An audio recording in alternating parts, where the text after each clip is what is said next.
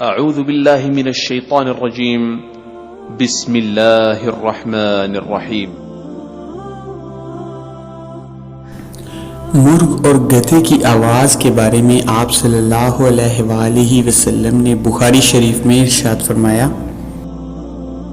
جب مرغ کی بانگ سنو تو اللہ سے اس کے فضل کا سوال کرو، کیونکہ اس نے فرشتے کو دیکھا ہوتا ہے۔ اور جب گدھے کی آواز سنو تو شیطان سے اللہ کی پناہ مانگو، کیونکہ اس نے شیطان کو دیکھا ہوتا ہے۔ اکثر لوگ غیر دانستہ محاوروں میں بانگ کی جگہ اذان جیسا مقدس لفظ استعمال کر دیتے ہیں، جو کہ میرے نزدیک انتہائی غیر مناسب اور ناپسندیدہ عمل ہے۔ اللہ پاک ہمیں اس اور اس جیسے دوسرے محاوروں کو بولنے سے پہلے اتنی سمجھ عطا فرمائے کہ ہم خود کو اس عمل سے بچا سکیں۔